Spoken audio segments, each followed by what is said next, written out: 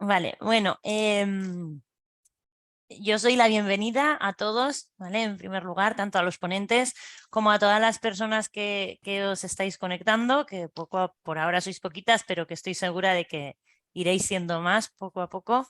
En primer lugar, tengo además que decir que para mí es un placer estar hoy aquí y estar hoy presentando a estos tres ponentes y con este tema que a mí personalmente me resulta de muchísimo interés. Y tengo que agradecer a la Comisión de Igualdad de la Asociación Española de Derecho del Trabajo y de la Seguridad Social, cómo no, por permitirme estar hoy aquí, porque recientemente he sido incorporada a la comisión como representante de la sección juvenil. Ahí vaya también mi agradecimiento a mis compañeros de la juvenil por darme esta responsabilidad y confiar en mí. Y desde la comisión han confiado en mí para que en mi primera microjornada sea la moderadora y la presentadora, así que muchas gracias. Y también a la asociación por apoyar estas actividades de la Comisión de Igualdad, que para mí siempre han sido muy interesantes y que me encanta, vaya, presumir de que hay una Comisión de Igualdad en la asociación de la que formo parte me parece muy importante en los tiempos que corren. A los ponentes, como no, vuestra disposición para estar hoy aquí, suspendiendo clases en algunos casos, y además por haber preparado unas presentaciones que preveo van a ser muy buenas. En este caso, esta microjornada es la segunda que se realiza este año. La siguiente, la tercera, tendrá lugar el 15 de diciembre, como aparece en el díptico que ya os enviamos. Me consta que las anteriores ediciones han sido exitosas, porque en alguna de ellas incluso he podido participar como oyente y espero que siga siendo así durante mucho tiempo y muchos años. Y en todo caso, sí que quiero recalcar que estas microjornadas pretenden ser un espacio de debate abierto en el que se hable y se debata sobre las cuestiones que aquí se plantean, que son siempre de gran actualidad y de gran interés. Y en este caso agradezco a Joan y a David, que están los dos además aquí presentes, que son quienes han organizado realmente estas microjornadas y quienes han elegido a los ponentes que estáis hoy aquí, porque yo, como digo, cojo el relevo de David y entonces entro con el trabajo ya hecho de alguna forma. En este caso y hoy, el tema que vamos a abordar es la discriminación por razón de orientación sexual y la protección frente a la transexualidad en el empleo, que es un tema que a mí, pues como ya he dicho, me parece muy novedoso, de gran actualidad sin ninguna duda y que me suscita un enorme número de dudas y cuestiones y preguntas y que estoy segura de que muchas de ellas resolveré hoy aquí. Así que vaya mi agradecimiento de antemano por iluminarme y resolver esas dudas que voy a tener. Puesto que es un espacio de debate abierto, espero que resulte fructífero no solo para mí, sino para todos los asistentes, y invito a todos los asistentes a que cuando abramos el turno de debate, al finalizar las tres intervenciones, participéis, porque no basta que es un grupito pequeño y que siempre estamos como muy en casa, pues vamos a aprovechar ese momento, ¿no?, para hacer todas esas preguntas que seguro nos van a ir surgiendo a lo largo de la tarde. Las intervenciones se van a realizar en el orden del díptico y yo me voy a limitar a presentar brevemente a cada uno de los ponentes. Lo haré antes de que hable cada uno de los ponentes y no una presentación ahora de los tres, ¿vale? Sino que cuando acabe uno presentaré al siguiente por ubicar un poco en cada momento donde estamos y hacer ese nexo que en estos seminarios online a veces el nexo se interrumpe, ¿vale?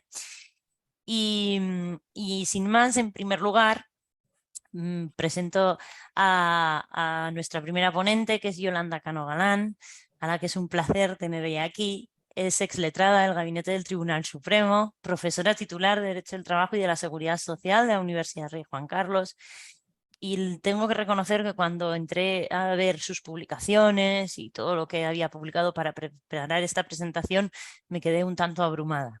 Son numerosísimas las monografías que ha publicado en diferentes ámbitos del derecho del trabajo, además de haber colaborado en múltiples obras colectivas. Es autora además de más de 50 artículos en materia de derecho del trabajo con diversa temática relacionada con el derecho del trabajo y de la seguridad social. Y además tiene un bagaje tanto doctrinal como jurisprudencial importante. tanto en la carrera docente como en la judicial, y por lo tanto estoy segura de que hoy nos va a iluminar de manera brillante. Y sin más, Yolanda, cuando quieras puedes compartir pantalla y te cedo la palabra. Pues buenas tardes a todos, bienvenidos. Muchas gracias a todos, muchas gracias a la Asociación Española, a la Comisión de Igualdad, muy necesaria en estos tiempos tan importantes en los que la igualdad está por encima, sobrevuela todas las cosas, a la sección juvenil por pensar que todavía puedo formar parte de alguna manera en un sector al que yo creo que ya dejé de pertenecer hace por lo menos un par de décadas.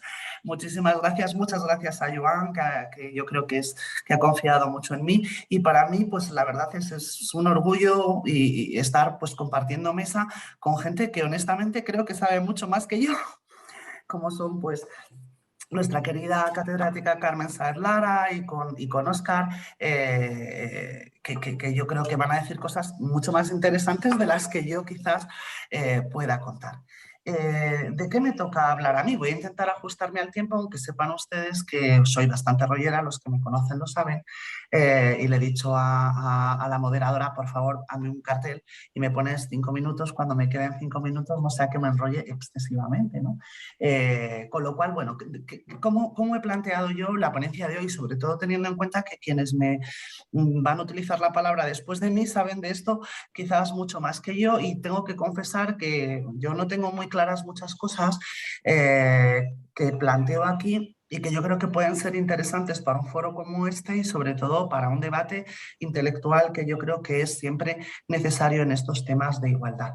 ¿Qué he planteado? Yo de lo que voy a hablar es de la discriminación por transexualidad en el empleo. Es un tema que estudié ya hace más de una década y que desde entonces pues he ido cambiando. Los que me hayan seguido en mis publicaciones he ido a veces cambiando incluso hasta de opinión en determinadas cuestiones. Hay otras de las que todavía mantengo mi opinión original, y que yo creo que todavía es un asunto, y más ahora que estamos, saben ustedes, está hablando de la aprobación de la ley de personas trans.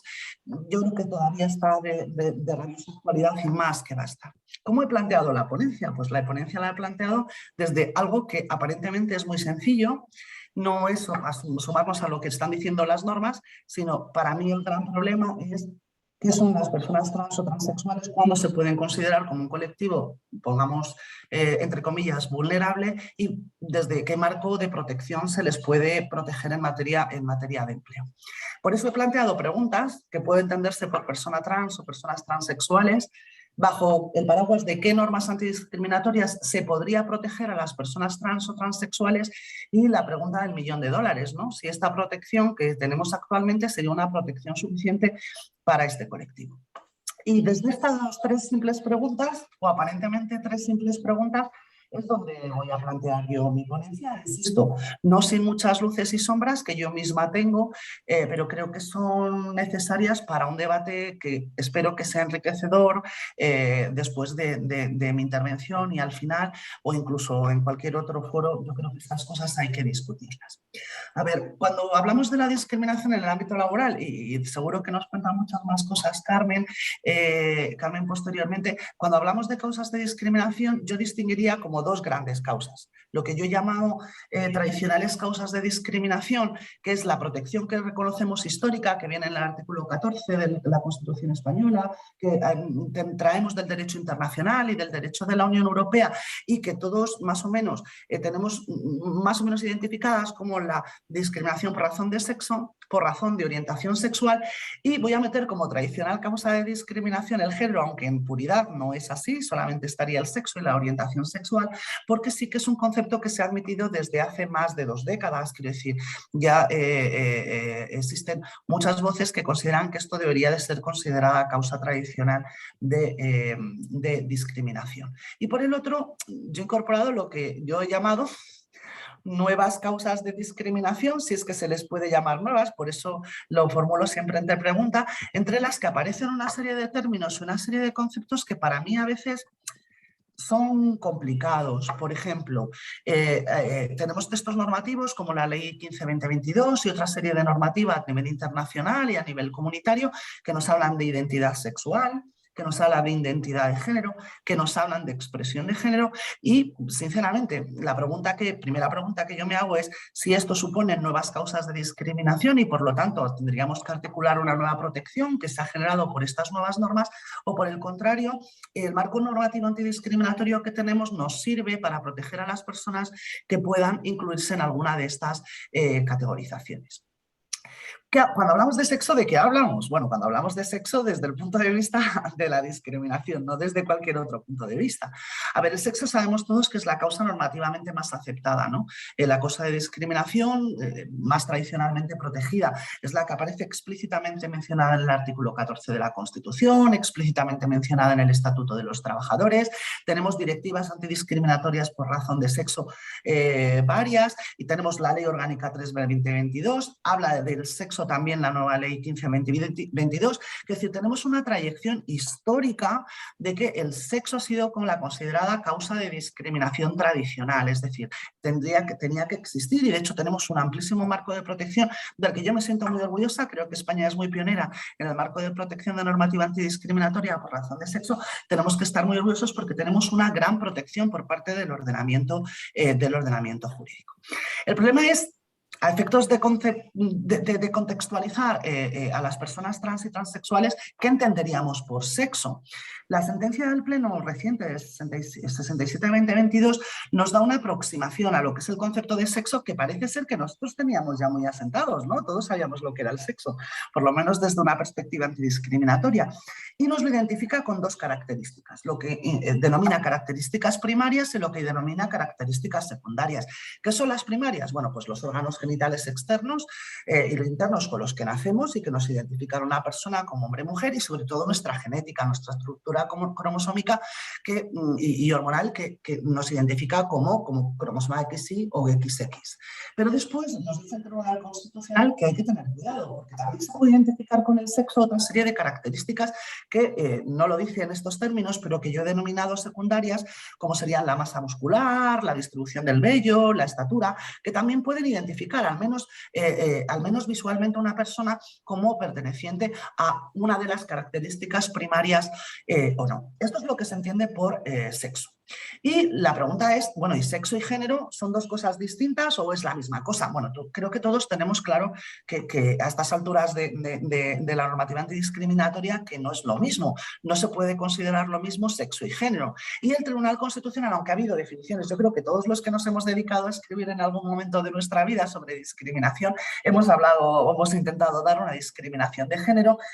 El Tribunal Constitucional nos da ya una definición, nos dice que es la identidad social de una persona que se construye socialmente y que tiene que ver con los comportamientos, los valores que se asocian de forma diferencial a los hombres y las mujeres y que incluyen una serie de normas, comportamientos, de roles, una serie de apariencia externa, de una imagen que se asocia a un determinado género u otro. Si sistematizamos esta compleja definición que nos da el Tribunal Constitucional, en realidad vemos que lo que caracteriza al género es el sentimiento íntimo de pertenencia a un sexo u otro por la persona, se construye sobre un rol social que tiene que ver con el rol educativo, con el rol sociológico, con el rol histórico, con una coyuntura cultural y el problema está en que hoy en día manejamos 37 géneros. En España están admitidos 37 géneros, muchas veces sin saber muy bien cuáles son las diferencias entre uno u otros, o por lo menos yo me considero a mí misma muchas veces incapaz de diferenciar esos 37 géneros que los grupos que consideran que pueden sufrir discriminación por razón de género entienden que les podría representar. Aquí he puesto los más prototípicos, pero insisto, en estos momentos en España tenemos admitido 37. Tenemos género masculino, binario no binario, fluido, intergénero, género no conforming. Tenemos muchas categorizaciones no definidas en ningún caso y que tampoco, al no estar definidas, tampoco nos identifican los colectivos que podrían estar incluidos dentro de esa gran categorización que sería el género. ¿Qué es la orientación sexual? Esta sí que es una de las tradicionales causas de discriminación junto con el sexo. Tiene que ver con el sexo que se ostenta, pero tiene más que ver con el deseo sexual o la atracción afectivo-sexual por personas del mismo u otro sexo. Aquí tenemos también muchas categorizaciones en España, ¿vale? Se han conocido 17 tipos de causas de discriminación por orientación sexual, pero las más tradicionales pues, son estas: heterosexuales, homosexuales, bisexuales, pansexuales, asexuales. Pero bueno, esta la tenemos un poquito más identificada, digamos, porque tiene que ver con esta sensación o esta atracción afectivo-sexual por personas de uno u otro sexo. Si nos pasamos a las nuevas categorías, que es donde vamos a ver ahora dónde encuadramos a las personas trans o transexuales, si nos pasamos a las que yo he denominado nuevas, entre interrogantes, ¿no? Nuevas causas de discriminación, tendríamos la identidad sexual. ¿A qué refiere la identidad sexual? Tenemos el término expresamente recogido en la Ley 15-2022, pero no nos lo define. Nos habla además conjuntamente de orientación o identidad sexual como si fueran dos cosas comunes, es decir, como si fuera orientación sexual o identidad sexual. No sabemos si son dos cosas comunes o son dos cosas diferentes. El Tribunal Europeo de Derechos Humanos nos ha definido en infinidad de sentencias que tratan del tema. Nos habla de la identidad sexual, pero nos la equipara de alguna manera la identidad de género, porque utiliza los dos términos conjuntamente, identidad sexual o identidad de género. Y una sentencia antigua ya del Tribunal Constitucional nos hablaba simplemente de identidad. Esto nos va a complicar mucho la cosa a los efectos de determinar si esta identidad sexual puede ser considerada una nueva causa de discriminación y qué colectivos podrían estar incluidos dentro de su marco de protección, si es que existe algún marco de protección, especialmente en la materia que estamos examinando, que son las personas transexuales. Este es el gran problema. El problema es identidad sexual. ¿Qué tiene que ver? Tiene que ver con el sexo, tiene que ver con el género, tiene que ver con la orientación sexual. ¿Es una causa diferente? Bueno, yo no me gusta hablarlo de causa. Causa es el motivo por el que se discrimina. Yo me gusta más hablar de una condición o estado necesitado de protección. No está claro, porque si nos damos cuenta no existe una definición ni por la Ley 15-2022, ni por el Tribunal Europeo de Derechos Humanos, ni por el Tribunal Constitucional. Nadie nos ha definido. Es verdad que la doctrina, tenemos aquí además una máxima exponente que ha abordado una definición de lo que podría ser considerado como identidad sexual, pero no tenemos una definición legal de que puede ser considerado como tal. Complicamos el tema. Complicamos el tema porque la nueva normativa nos habla de identidad de género, como si fuera algo distinto del género, ¿no? Género e identidad de género son dos cosas distintas. La sentencia del Pleno no nos habla de género, nos habla de identidad de género. Y la normativa autonómica que tiene muy desarrollada esta cuestión es, en estos momentos tenemos todas las comunidades autónomas con una normativa reguladora de esta serie de situaciones, nos suele hablar de identidad de género como algo distinto del género. ¿Es algo distinto del género? Hombre, si nos vamos a la sentencia más reciente del Tribunal Constitucional, la del Pleno de este año, nos dice que se identifica una persona con caracteres definitorios del género. Y hemos visto antes que el género no tiene que ver con el sexo, ¿vale? Pero nos complica la definición porque nos dice, bueno, puede coincidir con el sexo o puede no coincidir con el sexo. Con lo cual es decir mucho, pero en realidad no aclararnos nada, no aclararnos si en realidad estamos ante una condición o estado distinto de lo que es el género, distinto además de lo que es la identidad sexual, sobre todo cuando hay normativa que, como hemos visto antes, utiliza los dos conceptos de forma unívoca. No tenemos muy claro si podría ser, insisto, considerado una nueva condición o estado. Y la cosa se complica más, porque tenemos la Ley 15-22 que nos habla de expresión de género y la normativa autonómica nos considera como una causa distinta de todas las que hemos visto hasta ahora, también de expresión de género. ¿Qué es esta expresión de género? Parece ser algo distinto del género porque tiene que ver con esa proyección exterior de lo que podríamos entender dentro del concepto género del que hemos hablado antes. Yo, sinceramente, tengo que manifestar en público mis serias dudas acerca de las distintas conceptualizaciones de todas estas nuevas condiciones o estados que han aparecido en la nueva normativa antidiscriminatoria. Y bueno, he publicado por escrito un artículo en el que intento dar algún tipo de luz sobre todo este tipo de conceptos. Mi respuesta o mi opinión personal, es una opinión personal, estamos en un foro yo creo que muy adecuado para fomentar el debate, es que en estos momentos tenemos un galimatías lingüístico. Tenemos sexo, orientación sexual, género, identidad sexual, identidad de género, expresión de género. Hay muchas más acepciones que se pueden utilizar. He traído aquí las que más generalmente aceptadas están en la normativa reguladora antidiscriminatoria, pero existirían muchas otras.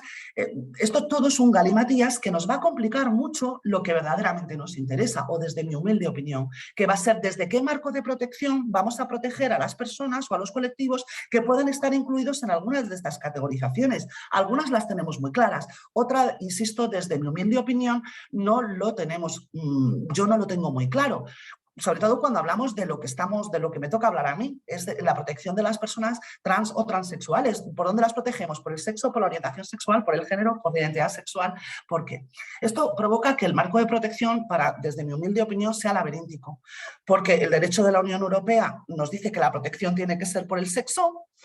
El derecho de la Unión Europea nos permite la protección de las personas transexuales por la orientación sexual. La ley 1522 supone un marco de protección diferenciado de todas las que hemos visto anteriormente. Podríamos no incluir a las personas trans o transexuales en alguna de las definiciones anteriores y meterlo dentro de esas cláusulas genéricas que vienen en las normas sobre otras condiciones o estados necesitados de protección. Creo que el galimatías lingüístico está convirtiendo también en un galimatías legislativo, en un galimatías de análisis de cuál sería el marco de protección que podríamos proyectar sobre los colectivos que puedan ser discriminados por ser personas trans o transexuales. Para saber o para aclarar un poco este concepto o liarlo todavía un poquito más, el siguiente problema es ¿qué entendemos por persona trans o transexual? Porque tampoco es una cosa que esté muy clara ni siquiera en los propios colectivos de personas trans o transexuales. Yo tengo grandes relaciones con las asociaciones de personas trans y transexuales y no vean las discusiones que tienen entre ellos y ellas para dar una definición. Tenemos múltiples definiciones, imagínense, solamente a nivel internacional tenemos sentencias del Tribunal de Justicia de la Unión Europea y sentencias del Tribunal Europeo de Derechos Humanos que manejan definiciones que no son exactamente unívocas, que comparten rasgos comunes, pero que en realidad no son iguales, sino que manejan situaciones, conceptos, condiciones, estados diferenciados, ¿no? Básicamente, todas estas, si tuviéramos que de alguna manera unificar todas estas definiciones, a mí se me ocurriría unificar todas estas en torno a una serie de variables. En primer lugar, es el sentimiento de pertenencia que tiene una persona a un sexo, y digo sexo en la definición que hemos dado anteriormente, ¿no? De esos atributos internos con los que nacemos, ¿no? Y con los que nos desarrollamos. Es ese sentimiento de pertenencia al sexo, a un sexo distinto del que nosotros genéticamente y hormonalmente ostentamos desde nacimiento. Bueno, desde esta perspectiva, y puesto que hablamos de sentimiento, podríamos entender que la protección de las personas trans o transexuales tendría que ser desde la perspectiva de la proyección de normativa antidiscriminatoria por razón de género.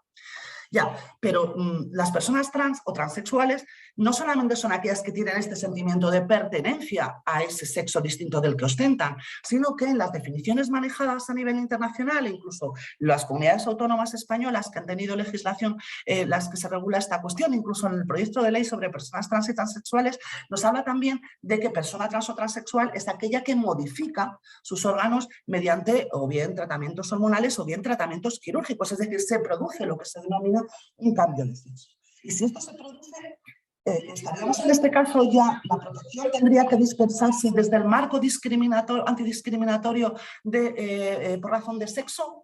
Sería un marco antidiscriminatorio distinto del que se tendría que proyectar en aquellos supuestos en que las personas pudieran ser consideradas como trans o transexuales, pero todavía se hubieran sometido a ese cambio de sexo. Esta para mí es la gran pregunta y creo que puede ser el gran galimatías, sobre todo desde una perspectiva de protección del derecho comunitario, puede ser un gran galimatías a la hora de analizar desde qué marco normativo se puede desplegar la protección. Para un poco confundir todavía más el asunto, yo creo, humildemente, desde mi humilde opinión, y me están dando ya el alto, creo que la protección podría ser por la normativa antidiscriminatoria por razón de sexo, así lo ha dicho el Tribunal Europeo de Derechos Humanos, por ejemplo, tanto antes como después del cambio de sexo. Pero volvemos al tema, si el cambio de sexo no se ha producido, no entraríamos dentro de la definición de discriminación por razón de sexo. ¿Podríamos proteger a las personas trans o transexuales por la normativa discriminatoria por razón de género y identidad de género? A ver, yo creo humildemente que solamente en los estadios previos al cambio de sexo, cuando se sienten pertenecer a un sexo distinto, pero sin embargo ese cambio no se ha producido.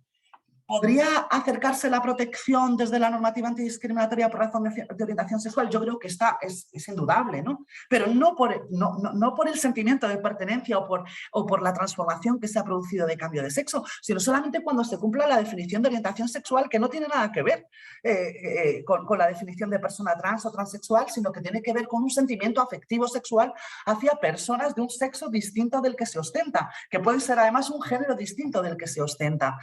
¿Y qué pasa con la normativa antidiscriminatoria por razón de identidad sexual? No la tenemos en cuanto tal, solamente tenemos la Ley 15-2022 que mete a la identidad sexual como una condición o estado más de los incluidos allí. Es verdad que se anuncia por el Tribunal Europeo de Derechos Humanos en numerosas sentencias, pero siempre el análisis se hace desde la perspectiva de la protección de la normativa antidiscriminatoria por razón de sexo, y este es el marco ahora mismo normativo que tenemos. Yo me pregunto, ¿es esta protección que tenemos ahora suficiente? Es decir, ¿las personas trans o transexuales merecen una protección desde la normativa antidiscriminatoria por razón de sexo? ¿O les basta la normativa antidiscriminatoria por razón de género? ¿O se necesita una protección adicional para para las personas que se entiendan que pertenecen al colectivo de personas transexuales? Creo que en una sección juvenil he planteado muchas dudas para que vean que ser joven no significa que solamente cuando se es joven se tienen dudas, porque lo que me ha demostrado la edad es que cuanto más años tengo, cuanto más derecho del trabajo leo, cuanto más derecho del trabajo estudio, más dudas tengo y más consciente soy de lo poco que sé. Con lo cual, bueno, espero fomentar el debate. Muchas gracias a todos por escucharme en este tiempo y espero haberme ajustado a los 20 minutos que se me han otorgado. Muchísimas gracias, Yolanda, totalmente ajustada. O sea, vaya un aplauso por parte de todos, que si estuviésemos en presencialidad se estaría oyendo, estoy segura, ese aplauso. Ha sido muy clara y a la vez, si ya venía con dudas de casa, pues ahora mejor no te cuento las dudas que tengo, que dejo para el debate, porque tengo alguna cuestión yo que ya me ha suscitado y que supongo que Carmen, que es nuestra siguiente ponente, no hará sino acrecentar y darme más cuestiones que me surgen. Ya os he dicho que el tema me interesaba y pues como no podía ser de otra forma, cuando algo te interesa suscita muchas dudas. Gracias, Yolanda. Bueno, presento sin más dilación a Carmen Sáez Lara, nuestra siguiente ponente, que es catedrática de Derecho del Trabajo y de la Seguridad Social de la Universidad de Córdoba, y además ha sido letrada del Tribunal Constitucional, miembro de diferentes comisiones de expertos del Ministerio de Trabajo para numerosas cuestiones de diversa índole a lo largo de su carrera. Y en cuanto a su investigación, perdón, ha publicado numerosos artículos. Me ha pasado un poco con Carmen como con Yolanda cuando he entrado a ver todas sus publicaciones. Al final leemos mucho y os leemos, sobre todo los jóvenes, os leemos, a los que lleváis muchos años escribiendo, pero leemos cosas. Nunca vemos todo el currículum en perspectiva y son abrumadores, la verdad. Ha publicado muchísimos artículos, como digo, y monografías relacionadas con igualdad, con la discriminación de la mujer en el mercado de trabajo y con otros muchos temas de índole laboral.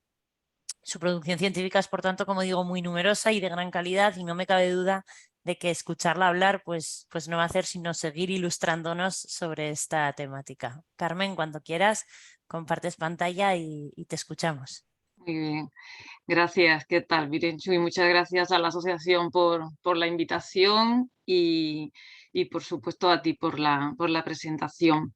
Voy a compartir pantalla. Ya sé cómo porque Yolanda nos decía que qué bonitas diapositivas. La que trae unas diapositivas estupendas es ella, así que enhorabuena, Yolanda, me ha encantado tu intervención y como decía antes, yo creo que nada más que con que nos centráramos en el debate sobre todo lo que has planteado, pues tendríamos para dar pues de corrido a todo el tiempo que tenemos. Yo he preparado algo, me ha venido fantástica tu intervención en el sentido de los problemas tan complejos que nos está planteando la terminología. Yo no me voy a ocupar de esto y sí que es verdad que el problema del contexto del marco de protección en función de cómo definamos el colectivo de las personas trans, pues nos va a hacer llegar a múltiples soluciones. Yo comparto contigo esa preocupación y creo que efectivamente no es un problema fácil de resolver en muchos sentidos. Yo sé que después en el debate podremos entrar. En todo caso, voy a compartir pantalla. Enhorabuena. A ver si cojo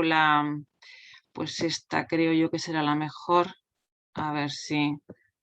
Esto es que a ver si me permite aquí.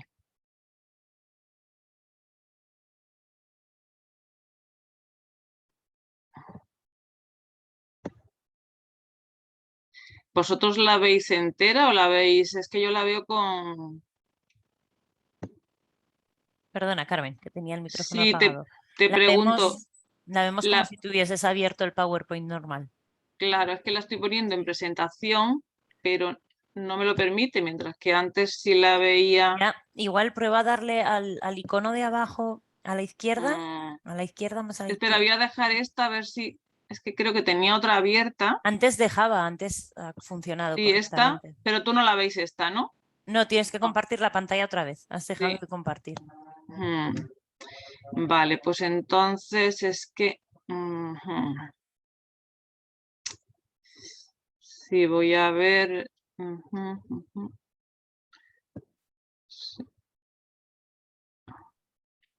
ver, ahora, a ver esta. No, es la misma. Ah, bueno. Es la misma. Es que no sé por qué, si antes sí lo No, permitía bien. ya veo. Ahora Ahora, perfecto. sí. Ahora lo que tengo es lo mismo que te comentaba antes, que no os veo a todos, sino que me veo nada más que aquí, que me veo nada más que aquí ya os tengo. Eso De es. acuerdo. Pues voy a echar para detrás. Como os decía antes, yo la intervención la voy a centrar en la tutela antidiscriminatoria. Es verdad que no he matizado tanto según que estemos ante unos colectivos u otros, porque yo sí que creo que podríamos intentar quedarnos por el final de lo que planteaba Yolanda, pues si es ajustada o no la actual protección y el ámbito de protección que tenemos a los distintos colectivos. Y lo cierto y verdad es que, aunque en el ámbito laboral yo empezaba diciendo y lo tenía ahí recogido, no sé si lo veis bien, que evidentemente la tutela antidiscriminatoria pues ha sido un hito en la lucha de la protección de todo el colectivo. Fijaos que yo lo situaba, lo hemos situado mucha gente que hemos trabajado entre tema, entre la despenalización de las conductas y el reconocimiento de un estatuto familiar idéntico de la jurisprudencia del Tribunal Europeo y del Tribunal de Justicia ha sido tan importante, pero es cierto que el reconocimiento ha sido muy tardío. El reconocimiento ha sido muy tardío, 2003 en el ámbito de la Organización de Naciones Unidas, la OIT 2007, la directiva del 2000 empieza a hablar de orientación sexual. Yo la impresión que tengo, no sé si la compartiréis o no conmigo, es que en este tema no ha existido, a diferencia de otras causas de discriminación, el fondo dogmático y de estudio que existe en otras causas. Y esto, por alguna razón, no ha existido. Es verdad que es un tema reciente e incluso los estudios que hay sobre los rasgos de esta discriminación, que a mí es lo que me interesa desde el punto de vista de la protección. Desde el punto de vista de la protección, la cuestión terminológica es muy importante. Estoy totalmente de acuerdo que tenemos cuestiones terminológicas que tenemos que aclarar, pero es igual de importante saber cuáles son los rasgos que distinguen esta discriminación de la discriminación, por ejemplo, por razón de sexo, que sí la tenemos muy estudiada desde hace muchísimos años, o por razón de género, como se ha hablado desde el mainstreaming, ya empezamos a hablar de la discriminación por razón de género, y ver esos rasgos diferenciales como nos llevaría quizá a otras formas de protección de los trabajadores de estos colectivos. Los estudios que hay son muy limitados. Yo os cito aquí algunos que son ya antiguos y clásicos, el último de la UGT, que estaba fundamentado en diversas encuestas, y sí que es verdad que de estos estudios hay un resultado en todos ellos que nos da los mismos rasgos, es decir, que estudios tanto y alguno posterior también a nivel europeo nos dan una serie de rasgos que nos distinguen este tipo de discriminaciones. La primera, fundamentalmente, que, bueno, esto ya sí es común, que el espacio laboral es un espacio hostil y que además que esta discriminación puede venir determinada por la presencia de un grupo minoritario de personas homófobas, es decir, que no hace ni siquiera, que es un grupo el que puede hacer que esta situación de discriminación o de espacio, podemos decir, hostil, voy a trasladar esto aquí, de hostil para para las personas de estos colectivos. Después también otro de los rasgos que vemos y que me conecta con lo que antes se hablaba es que no podemos hablar de un colectivo, sino de distintos colectivos, y la intensidad es distinta de las discriminaciones. No tiene nada que ver la discriminación que pueden sufrir personas lesbianas, personas gays, personas transexuales, y en todas las encuestas, en todos los estudios, lo que sí tenemos es las personas trans, que tienen las peores cifras en acceso al empleo, en relación con el acoso, con la violencia en el trabajo. Es decir, os lo digo como para priorizarlo como grupo que necesitaría, dentro de las acciones positivas, pues como grupo prioritario. Y después otras características que yo imagino que las habréis ya visto, pero que son distintas a las discriminaciones en otros ámbitos o en otros condicionantes, si no queremos hablar de causas, como decía antes Yolanda, o bueno, motivos o los condicionamientos. El ocultamiento preventivo, es decir, eso da un problema que ante el temor de la discriminación pues no se manifiestan. Esto es una manifestación de la normalización, la no normalización de la diversidad. La autosegregación, también es verdad que hay unos determinados sectores productivos donde pues hay unas características que pueden llevar a los colectivos a considerarlos como más amigables, como menos hostiles, y por lo tanto eso también nos caracteriza este determinado. Os digo, a los efectos de después buscar las formas de tutela hay que estudiar los rasgos de las discriminaciones, y quizás lo más grave de todo, la fobia, la LGTBI-fobia, que no está en otros ámbitos de las discriminaciones. Si existen razas, si existen origen, etnia, pero no existen otros, y que además determina altas dosis de violencia en el trabajo. Por lo tanto, el tema de la violencia yo creo que es un tema que hay que darle un tratamiento singular en este ámbito. En el marco normativo, voy a ir un poco rápido, bueno, pues simplemente recordemos todos, por eso las fechas son es que los principios de la conferencia de Yakarta son del 2006, es decir, que hace, no, para los que son un poco mayores, hace 2 días, es decir, que estamos hablando de unas intervenciones normativas muy recientes. La adopción del Tribunal Europeo, no me voy a detener, es importante, e incluso la directiva del 78, que introduce la 2000/78, fijaos que hasta el año 2000 no se habla de discriminación por orientación sexual en el ámbito de la Unión Europea, solamente se refiere a la orientación, solamente se refiere pues a esta que podríamos llamar atracción física, sexual o afectiva hacia una persona. Esa atracción pues es la que es la única, esa orientación sexual, sin referencia alguna ni a la identidad o condición sexual. Yo ya de antemano digo que soy partidaria del concepto de identidad sexual y no de identidad de género. Lo digo ya de primeras porque veo que ahí había y yo no, cuando la sentencia del 22, que ahora hablaremos también, habla de identidad de género, yo creo que tiene que hablar de identidad sexual. Creo que a mi juicio, sería más recomendable. ¿Qué os digo de esta directiva? No se refiere en ningún momento ni a la identidad ni a la condición sexual, por supuesto no habla de la experiencia o la expresión de género, que estamos a años luz en el 2000 todavía de estos conceptos. ¿Y qué nos llama la atención? Y ahí es donde yo abundo, en el sentido de que tampoco a nivel de europeo había una construcción dogmática sobre este tipo de discriminaciones, porque fijaos que no hay ni siquiera una regla específica, que las tenemos en la discriminación por edad, por religión, todos tienen su propia regulación específica, sus propias. Aquí simplemente es una traslación del ámbito de la discriminación por razón de sexo entre mujeres y hombres a este ámbito. Esto es lo que ha ocurrido, no nos engañemos. Ha habido siempre una traslación, una copia de los conceptos, y yo creo que la problemática es distinta y que son situaciones diferentes y que necesitan tratamientos específicos. La insuficiencia, además de este marco regulador, de esta directiva del 2000, la veis en una expresión, en un entrecomillado que os he puesto ahí: sin perjuicio de la legislación nacional relativa a Estado civil y a prestaciones que dependen del Estado civil. Con lo cual, basta con que los Estados establezcan una regulación diferenciada en materia de familias para que no se aplique la igualdad, es decir, sin perjuicio de la legislación nacional, con lo cual un Estado miembro que tenga una legislación en materia de familias que no equipare unas y otras, pues todos los derechos laborales, todos los derechos de seguridad social que estén ligados al concepto de familia solamente pues se aplicarían. Es verdad que después el Tribunal de Justicia y el Tribunal Europeo de Derechos Humanos han avanzado muchísimo en este terreno, en una serie de sentencias que no vienen al caso, pero que son importantes. De la estrategia yo os destacaría estas cartas de diversidad. Las cartas de diversidad ya son 26 las firmadas, y afectan a 12.000 empresas y más de 16 millones de personas. Y bueno, pues promueven, es una estrategia de igualdad que tiene su importancia. Es verdad que esto es pues responsabilidad social de la empresa.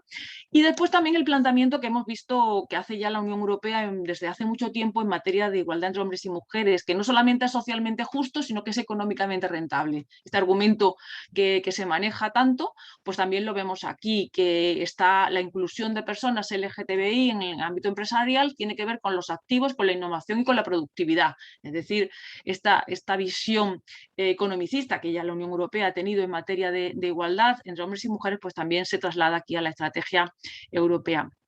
¿Qué podemos hablar del marco normativo español? Yo hablaría, por supuesto, del artículo 14 y de la posibilidad, que es lo que en definitiva hace la sentencia de la que antes se hablaba aquí, que hablaba Yolanda, de la 6722, que es la de incluir en este concepto abierto de circunstancias determinantes de la prohibición de discriminación, que pueden dar lugar, por lo tanto, a la prohibición de discriminación con todo el aparato de tutela protectora de la tutela antidiscriminatoria, que no os la voy a repetir porque todos la habéis conocido, todos la habéis estudiado, de la discriminación directa, indirecta, el acoso, todo el aparato de la tutela antidiscriminatoria, pues trasladarlo desde los que están ya, podemos decir, configurados automáticamente a otros como puede ser la identidad de género. Aquí la sentencia lo dice claramente. Ya os digo que yo pienso que no es identidad de género, que es identidad de sexo lo que tendría que referirse. Creo que es un concepto más claro, también de los constitucionalistas han evolucionado y muchos que antes en sus artículos hablaban de identidad de género ya hablan de identidad de sexo, por ser un concepto más claro, y también la propia ley trans, el proyecto de ley también habla ya de identidad sexual como vivencia interna de un individuo del sexo en el que cada persona se siente, se autodefine, que puede o no puede corresponder con el sexo asignado al nacer. Por lo tanto, este concepto que aparece así definido y que es muy próximo al de la sentencia 67/2022. Con lo cual tenemos este marco protector desde el punto de vista de la doctrina constitucional dentro del artículo 14. Y en el normativo, bueno, pues ya sabemos que la directiva del 2078 tuvo su transposición en el 2003, con todas esas normas que estudiamos y que le explicamos a los alumnos en clase. Y bueno, llegaríamos a la ley 15/22, que es de la que ya se ha hablado aquí, de integral de igualdad de trato. Aquí se habla a ver qué traslade esto, se habla específicamente de la no discriminación por orientación o identidad sexual, por lo tanto, y se introduce también la expresión de género. La expresión de género que también aparece ya definida en la ley trans como la manifestación de cada persona hace de su identidad sexual, con lo cual tenemos, pues, al menos yo creo que positivamente, con independencia de que, bueno, yo sé que esta ley a mí me resulta larguísima, yo no sé lo que habéis visto, cómo la habéis tratado cuando la habéis estudiado, si la habéis estudiado antes, a mí me resulta, pues bueno, una ley larguísima y muy propositiva, con muy pocas normas imperativas, pero nos trasladaría esos conceptos. Es verdad que tendrían rango legal, como os había dicho, desde algunas interpretaciones, pero con la sentencia constitucional, pues dentro del artículo 14 y todo el aparataje de toda la tutela antidiscriminatoria del 14, pues podríamos incluir la identidad sexual, ya la orientación sexual ya estaba con la directiva, yo creo plenamente introducida y en la doctrina constitucional también, y podríamos también introducir la tutela en materia de expresión de género, que ahora veremos lo que es. ¿Qué problemas os planteo yo? Bueno, pues a mí me preocupa mucho el tema de la violencia y el tema de la Ley Orgánica 10/22, de garantía integral de la libertad sexual. En esta ley, claro, nos ponemos a buscar y yo la pregunta que os planteo, ya le he dado yo para dar, es la de la protección del colectivo LGTBI en relación en el ámbito de esta ley, en concreto frente a la violencia sexual en el trabajo. Yo creo que es un tema complicado, es un tema que no se ha visto necesariamente, porque si nos vamos al concepto de violencia sexual, que incluye además los acosos, pues es cualquier tipo de acto de naturaleza sexual no consentido que condicione el libre desarrollo de la vida sexual en cualquier ámbito público o privado. Y la pregunta que yo me planteo, bueno, ¿estaría protegido frente a esta violencia sexual en el trabajo el colectivo o los colectivos? Porque ya hemos visto que son muchos los colectivos incluidos en estas siglas de LGTBI, que ya se pone plus también, ¿no? El más.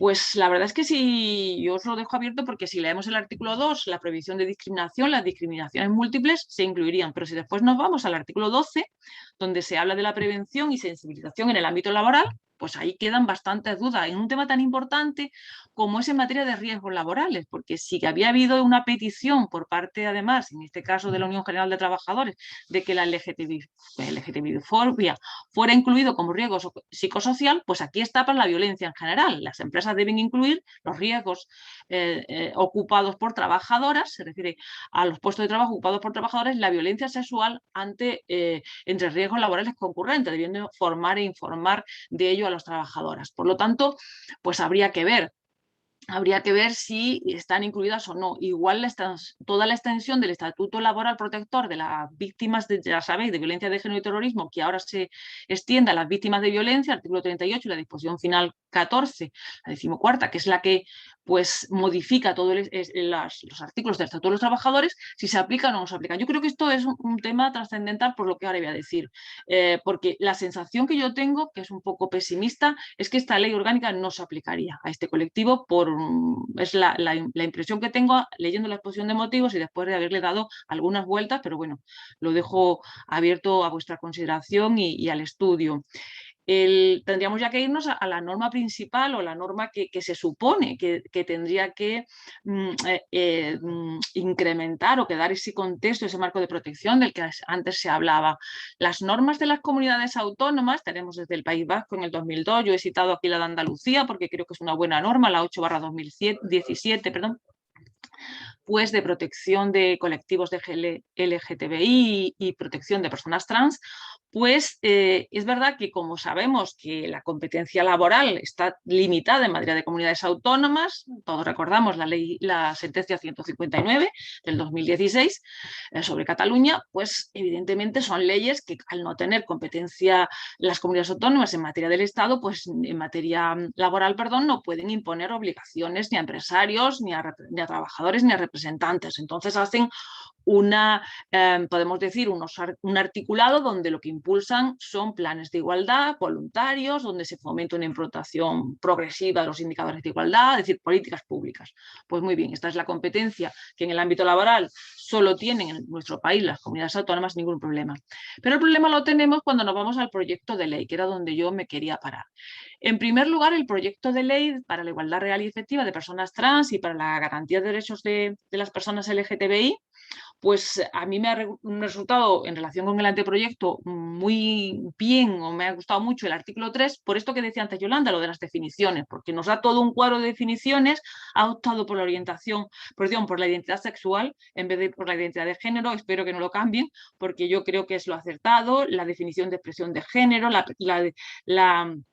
la definición de personas trans, de familia LGTBI, es decir, tenemos toda una serie de definiciones como hacen las normas. A mí os tengo que decir que me gusta mucho más esta norma, espero que no la cambien, que la ley 15, porque la ley 15 yo no estoy de acuerdo con algunos conceptos que hay. Y claro, la ley que está muy bien en esto, pero cuando nos vamos a la parte laboral, que es lo que yo os quiero destacar y denunciar, seguro que ya la habéis visto, pues es una ley que en definitiva parece una ley autonómica. ¿Por qué? Porque lo único que hace, por ejemplo, el artículo 15, yo solamente os llevo a que estudiemos el artículo 15, el encabezado se refiere a las administraciones, aunque se llame de medidas en el ámbito laboral, empieza diciendo las administraciones públicas, la administración pública deberá todo obligaciones a las administraciones públicas, no hay ni una obligación a las empresas, ni una obligación a los representantes sindicales, ni a los trabajadores, ni a la negociación colectiva. Tenemos, por lo tanto, un proyecto de ley y que después os he estado mirando también, o seguro que las habéis visto, las normas del proyecto. Y, por ejemplo, cuando son las medidas de acción positiva para personas trans, que yo creo que es lo acertado, pues igual son medidas de las que conocemos de siempre, de medidas fiscales, ayudas y subvenciones para la contratación. Es decir, no hay ningún otro tipo de medida dirigida o como acción positiva en la empresa, sino que son medidas de acción positiva, pero en las que el sujeto obligado, en este caso, es el Ministerio. El Ministerio de Trabajo es el sujeto, el Ministerio de Trabajo y Economía Social es el sujeto obligado por el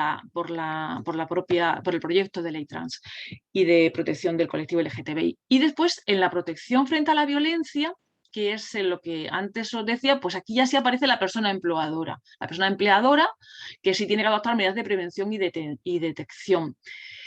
Pero yo creo que faltan algunas de las medidas, por ejemplo, que hemos visto, si echáramos para atrás, no me quiero entretener más, en la ley integral de protección de no, en la integral no, en la ley orgánica sobre la libertad sexual, donde es mucho más incisiva la protección frente a la violencia sexual que frente a la violencia en el colectivo LGTBI. Sobre todo lo que antes os había señalado por aquí, sobre la valoración de riesgos, del riesgo de violencia en el trabajo. Esto no lo encontramos en el proyecto de LGTBI. ¿Por qué no lo encontramos? Bueno, yo creo que es la pregunta o la reflexión que yo os planteaba, ¿por qué el Estado se ha autolimitado en sus competencias en materia laboral?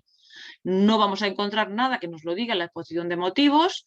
Es como si fuera una ley autonómica. En el ámbito laboral, el Estado ha autolimitado sus competencias, no impone ninguna obligación en esta materia, salvo lo que dice en temas de violencia, que es también bastante limitado, y no se ajusta, por ejemplo, pues a la ley de igualdad, la ley del 2000, la ley entre igualdad de hombres y mujeres del 2007, donde sí se reformó la normativa laboral y la normativa de seguridad social. Aquí no hay reformas del estatuto, no hay reformas de la normativa laboral ni de seguridad social.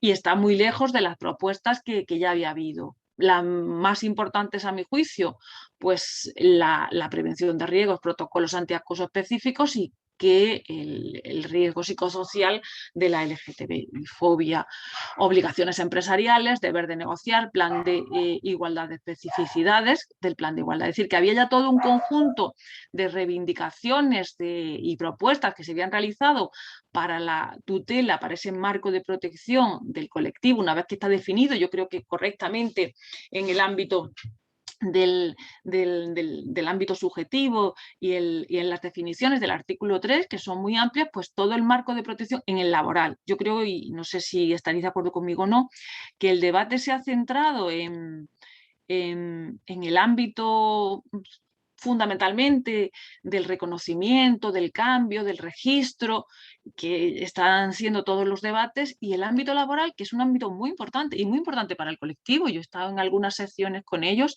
y claro que les importa el tema del empleo, del acceso al empleo, de las acciones positivas, de la prevención de riesgos laborales, de la violencia y del acoso que sufren en el trabajo, y en cambio en la ley ha quedado, no sé cómo decir, ha quedado pues silenciado, nadie dice nada, no ha saltado ni una sola voz diciendo, bueno, ¿y cómo que esto ha quedado así, ¿no? Por lo tanto, yo creo que, bueno, pues a mi juicio, y como antes decía Yolanda, muy humildemente, pues creo que va a ser una oportunidad perdida para el colectivo, porque no nos engañemos, el empleo, el trabajo, la violencia en el trabajo y los acosos, pues son un problema tan importante como pueden ser otros de orden civil. Es decir, que también los problemas laborales son importantes. No sé si he ido bien de tiempo, Mirenchu. Perfectamente. Vale, Es una pues nada, maravilla moderar una mesa así. muchísimas gracias. Sé que he hablado demasiado rápido, pero bueno, ahora como tenemos Muchas, debate ya podemos hablar más a nuestro aire. Muchísimas gracias a vosotros. muchísimas gracias a ti, Carmen. La verdad es que has sido rápido, pero yo creo que has dado las claves y has rápido pero clara, diría yo, muy clara en lo Gracias. que has transmitido.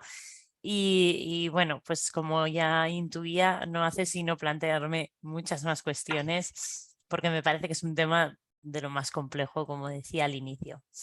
Dicho esto, en último lugar ya doy la bienvenida a Óscar Requena, profesor ayudante doctor del Derecho del Trabajo y de la Seguridad Social de la Universidad de Valencia y, como ya he dicho anteriormente, compañero de la sección juvenil de la Asociación Española de Derecho del Trabajo y de la Seguridad Social, al que me alegro de saludar y además de tener la oportunidad de escuchar en este foro, porque estoy segura de que nos va a ilustrar de una manera brillante. No tengo ninguna duda de ello. Óscar es autor de diferentes publicaciones en materia de derecho y de la seguridad social y, entre todas ellas, creo que merece la pena destacar en este foro la investigación que viene desarrollando respecto a identidad de género en el ámbito laboral, por lo que creo que es totalmente adecuado tenerlo hoy aquí y por lo que yo estoy deseando escuchar qué tiene que decir, y además con las dos maravillosas ponencias que le han precedido, creo que tiene mucho trabajo por delante en estos 20 minutos. Así que sin más dilación te cedo la palabra, Óscar, y adelante. Bien, muchísimas gracias, Nerenchu, por tus cariñosas palabras. Para mí es un placer estar aquí, máxime si tengo que representar, aunque eso es una carga pesada, si tengo que representar a la sección juvenil, sobre todo después de las dos personas que me han precedido en la palabra, que son dos grandes referentes del derecho del trabajo y de la seguridad social, y creo que, bueno, que lo han demostrado también en esta ponencia. Quiero darles la enhorabuena por su ponencia. En segundo lugar, bueno, yo ahora decía a Mirenchu que voy a intentar ilustrar, me parece que es demasiado, pero bueno, sí que voy a intentar arrojar luz a pesar de que se me funda alguna bombilla, y también voy a intentar tirarme a la piscina creyendo que hay agua, sobre todo con el tema del marco conceptual. Seguramente fruto también de la inmadurez. Antes Yolanda Cano hacía referencia a que, bueno, que cuanto más estudias, más dudas se te plantean, y yo voy a intentar, como digo, aclarar algunos de los conceptos, al menos la idea que yo tengo formada sobre esa terminología. No obstante, agradezco a ambas ponentes que me hayan precedido y que hayan abordado tanto la conceptualización por parte de Yolanda como la contextualización también por parte de Carmen, porque me han ahorrado mucho tiempo en mi presentación. Entonces, bueno, dicho esto, voy a intentar compartir pantalla, si es que veo la presentación, que de momento no la veo.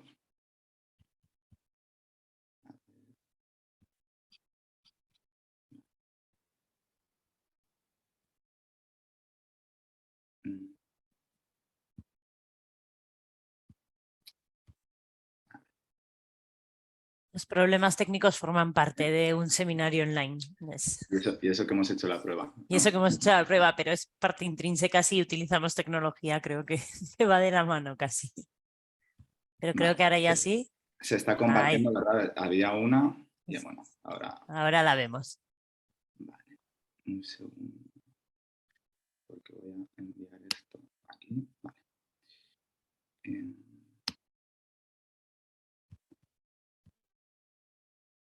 Vale, ahora sí que se está viendo la portada, ¿verdad? Perfecto. Aquí abajo. Vale. Bien, pues mi presentación la he dividido en estos apartados. Como digo, voy a ir saltándome algunos. Yo, de hecho, ya previendo que las dos ponentes iban a abordar muchos de los temas que yo tenía planteados abordar, he intentado, me han salido 33 diapositivas creo que son, voy a ir saltándome algunas, porque, como digo, algunas ya se han planteado y otras quizás están demasiado fuera del contexto o son ya demasiado detallistas. Entonces, bueno, voy a intentar hacer esa selección.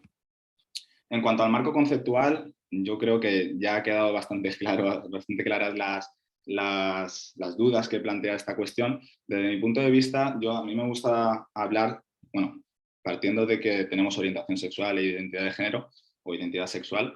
Dentro del ámbito de la identidad de género o sexual, a mí me gusta hablar sobre todo de personas trans. Personas trans como concepto paraguas que englobaría tanto a las personas transgénero, es decir, aquellas personas que no se sienten identificadas con el sexo que se les asignó al nacer en general, como a las personas transexuales, que son también esas personas, pero que además ya tienen decidido que sí que quieren proceder o bien a hormonación o bien a una cirugía de reasignación de sexo.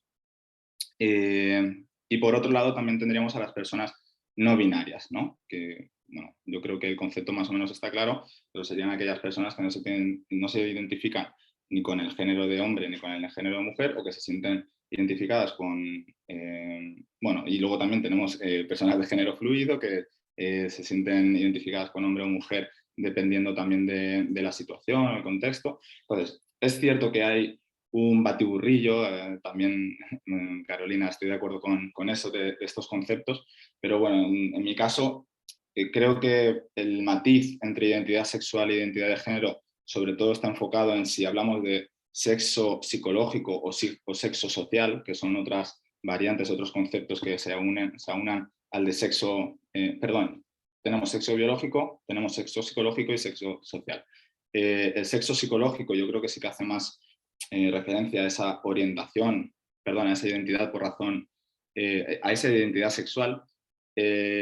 La identidad de género estaría, desde mi punto de vista, a medio camino entre la identidad sexual y la expresión de género, aunque la expresión de género es otro concepto también independiente.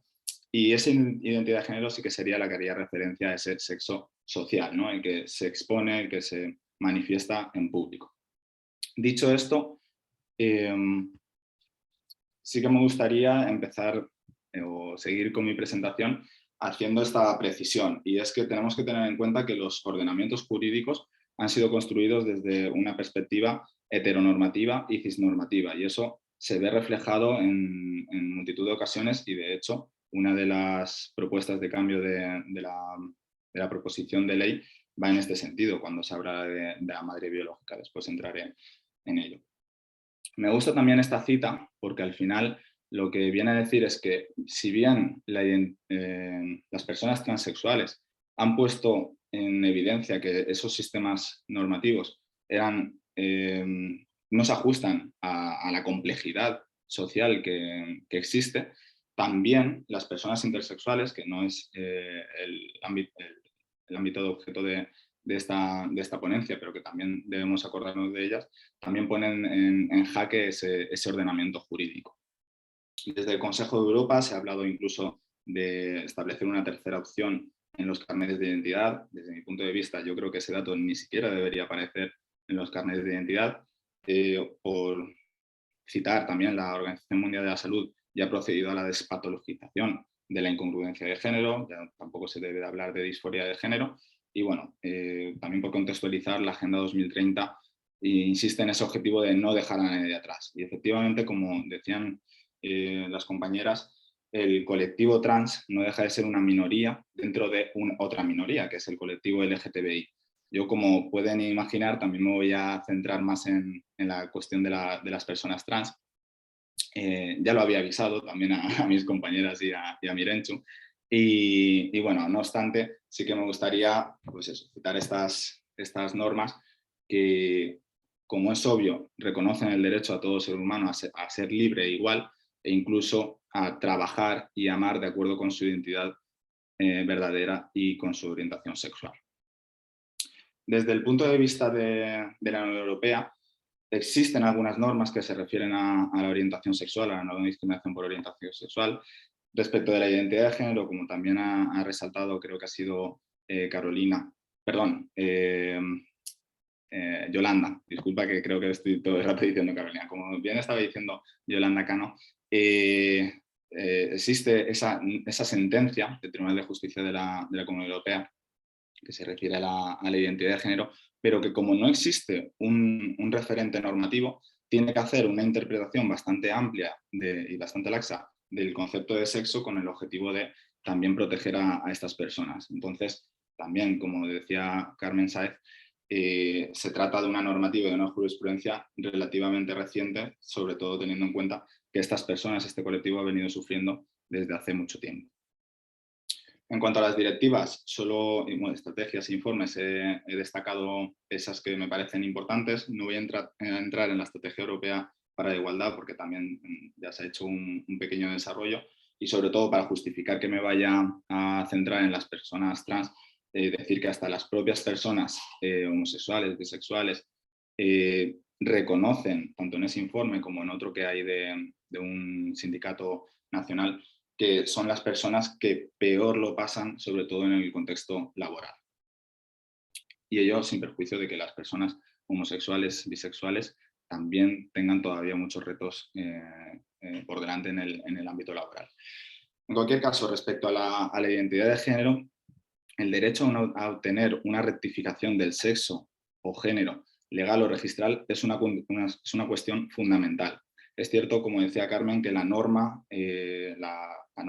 todavía en proceso, esa proposición de ley, se centra mucho en estas cuestiones y deja de lado las cuestiones laborales. Respecto a esto, voy a adelantarlo por si acaso luego se me olvida. Una proposición no de ley de 2018 sí que contenía muchas más normas en materia laboral y mucho más interesantes. Yo creo que el hecho de que esta norma no contemple tantas medidas se debe sobre todo a la voluntad de sacar por fin una norma de la misma manera que ha ocurrido con la reforma laboral, que quizás los objetivos iniciales eran mucho más amplios, mucho más... eran mucho mayores y en cambio por cuestiones de política, de consenso político, se tienen que ir reduciendo esas expectativas. Pues bien, intentando hacer un breve recorrido sobre la jurisprudencia de la Unión Europea, tanto del Tribunal de Justicia de la Unión Europea como del Tribunal Europeo de Derechos Humanos, no voy a entrar en cada uno de esos casos, pero sí que me gustaría que supiésemos que actualmente la normativa española todavía ya no contempla la necesidad de someterse a un procedimiento de reasignación de sexo, pero sí que sigue contemplando la necesidad de recibir un informe médico donde se diagnostique esa incongruencia de género y, por otro lado, estar hasta 2 años sometido a un procedimiento de reasignación o como mínimo de hormonación. Esto, el Tribunal Europeo de Derechos Humanos y el Tribunal de Justicia de la Unión Europea no han entendido que sea contrario a ese derecho al respeto a la vida privada. Sí que lo hizo con aquel requisito de someterse a un procedimiento de reasignación de sexo. Y en este sentido, bueno, por intentar dar un poco de humor a esta cuestión, recomiendo ese monólogo de Elsa Ruiz que compara este procedimiento dividido en 2 fases con sacarse el carnet de conducir. Respecto de la jurisprudencia de Europa, de la Unión Europea, no voy a entrar, como digo, en todos los casos porque me parece más interesante entrar en el contenido exclusivamente laboral. No obstante, voy pasando las diapositivas para que vean cuáles son las cuestiones que, aunque no son exclusivamente laborales, sí que tienen posteriormente repercusiones en el ámbito laboral. Por ejemplo, el derecho a permanecer casado con alguien ha tenido efectos sobre la pensión de jubilación, por ejemplo. Entonces, en relación a esa pensión de jubilación, el Tribunal de Justicia Europea estimó que no se puede requerir la anulación del matrimonio. Aquí este problema en España no lo tendríamos porque, como saben, desde 2005 está permitido el matrimonio entre personas del mismo sexo. Pero en estas cuestiones todavía siguen sucediendo en Europa y creo que es importante entender hasta qué punto nuestra normativa, a pesar de que todavía tiene muchos retos por delante y mucho margen de mejora, en comparación con otros países, bueno, pues no nos vemos ilustrados en este tipo de jurisprudencia que desde mi punto de vista es avergonzante. En cuanto a la pensión de jubilación, también tiene sentido traer aquí el caso Grant. En este caso, la normativa de Reino Unido diferencia entre mujeres y hombres la edad de acceso a la jubilación y, bueno, en un caso en el que una mujer trans solicita la pensión de jubilación pasados esos 20 años y sin llegar a los 65, se plantea la cuestión y el Tribunal Europeo de Derechos Humanos dice que, confirma que se trata de una violación al derecho a la vida privada y a la protección social. Aquí he traído, también por hablar un poco de orientación sexual, esta sentencia del Tribunal Europeo de Derechos Humanos, donde obviamente se entiende que es una violación de los derechos humanos el prohibir a una persona acceder a las Fuerzas Armadas, y también lo vinculo con otra sentencia que hay de la Corte Interamericana de Derechos Humanos, que lo traigo a colación por la curiosidad del caso, porque es una discriminación por error. Esa persona no era homosexual, pero se le excluye del ejercicio de las Fuerzas Armadas porque se creía que sí que era una persona homosexual. Pues bien, el despido también es una cuestión de las más importantes, y aquí ya vamos, perdón, que se ha pasado, ya vamos enfocando el tema en el ámbito laboral. Ese despido de la trabajadora cuando informa a su jefe de su intención de someterse al proceso de transición, obviamente es una violación del derecho a la igualdad y a la no discriminación. Y aquí yo sabía que mis precedentes iban a hablar sobre la sentencia del Tribunal Constitucional 67/2022. De esa sentencia a mí me gustaría recalcar que más que la cuestión de fondo, que más o menos es clara y yo creo que se resuelve adecuadamente por parte del Tribunal Constitucional y previamente por por la jurisprudencia ordinaria.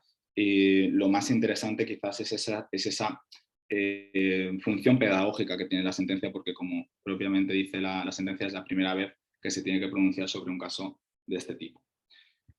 Aquí, como se me está, bueno, llevo 15 minutos, creo que al menos sí que voy a poder entrar un poco a exponer qué es, comparativamente, qué es lo que ha ocurrido, por ejemplo, en Uruguay, que ha sido uno de los países pioneros en estas cuestiones, y por lo tanto me gustaría al menos ilustrar con qué avances han habido legislativos en ese país, con el objetivo de ver si podemos atraer a nuestro país. En ese caso, esa ley del 2018 ya preveía apoyo psicológico y económico a las personas trans, prioridades en acceso a la formación permanente, algunas cuotas, reservas, tanto de empleo como de acceso a formación, y bueno, en fin, también algunos programas culturales para estas personas.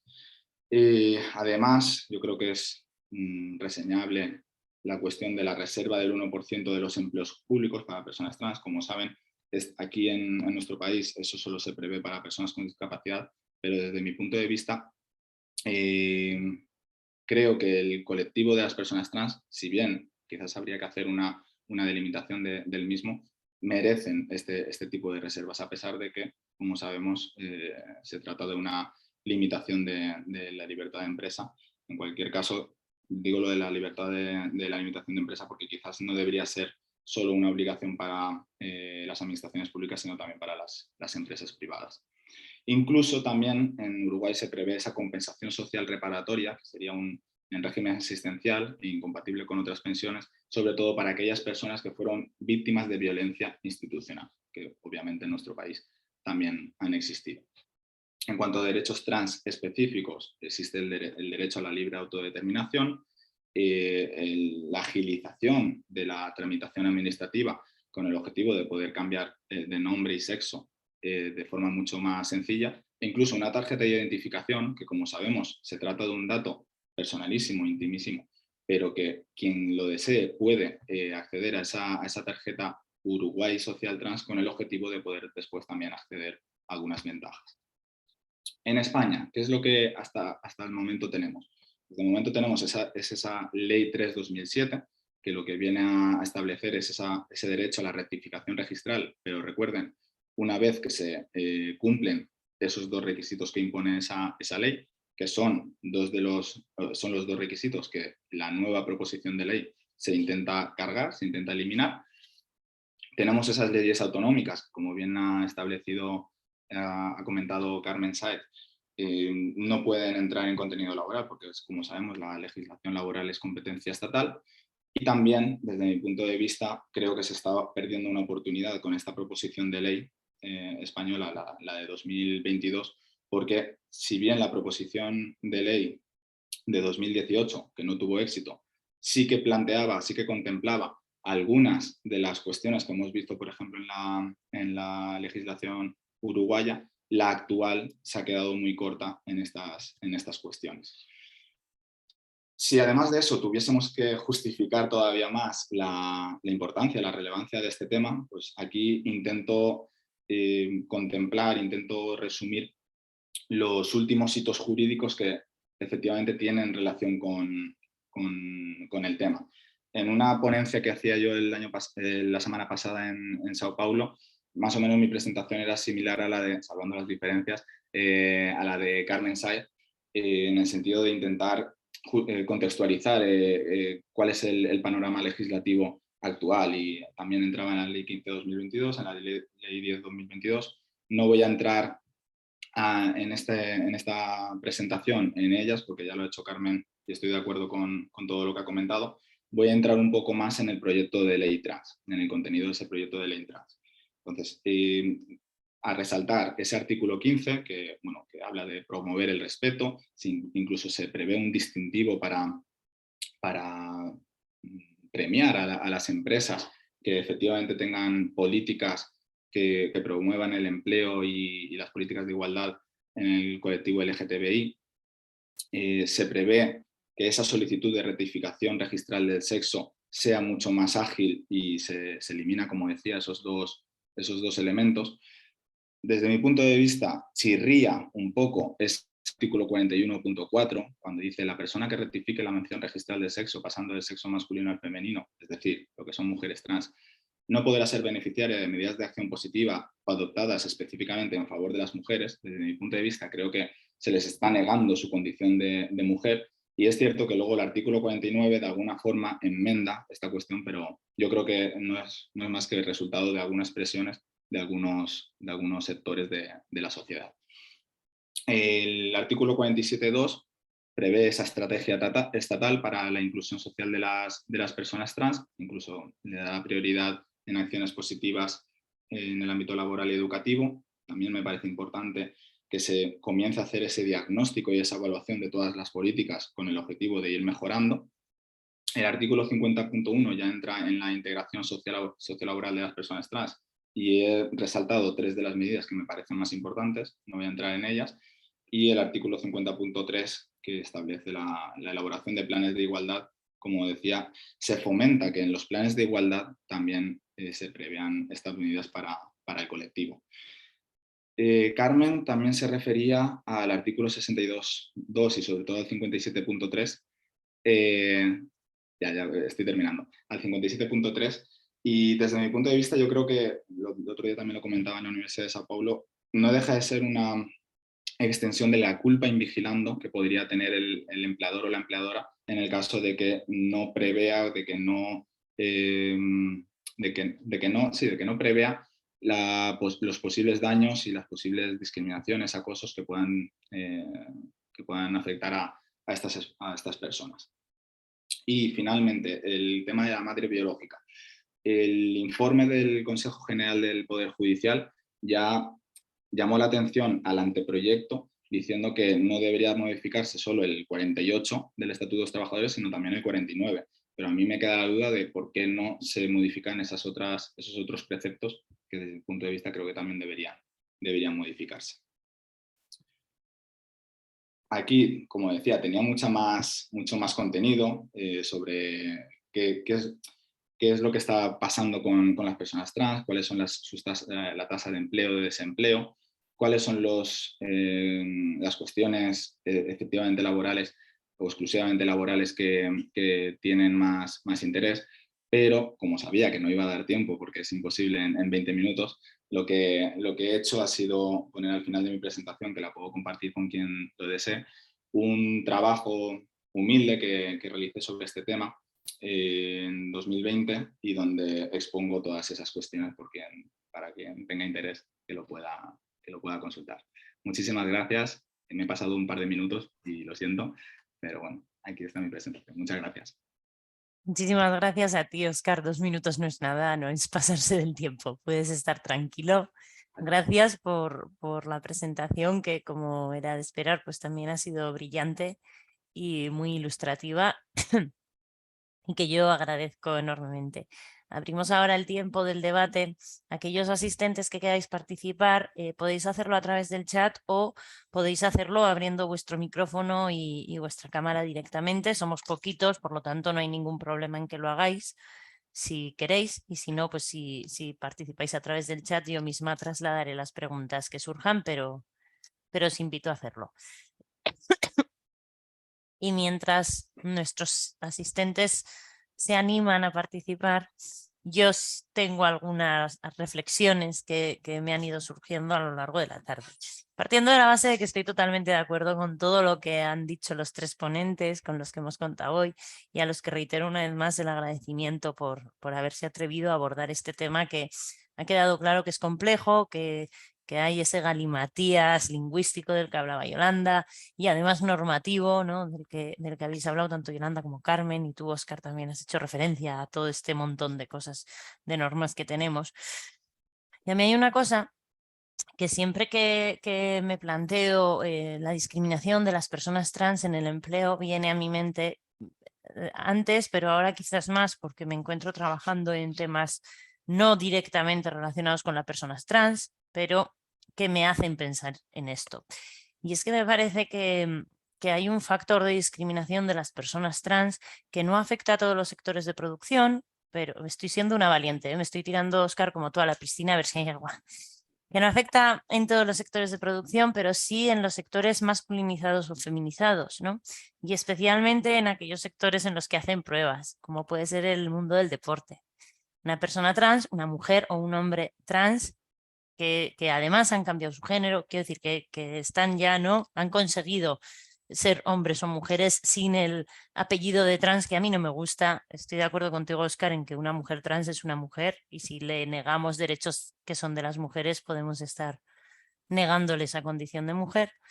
Pero nos encontramos con personas trans que en estos ámbitos son excluidas por tener ciertos niveles de testosterona altos o bajos, porque en el proceso en el que están imbuidos para llegar a ser lo que ellos quieren ser, pues están, ¿no?, metidos en ese proceso y no llegan todavía a equipararse.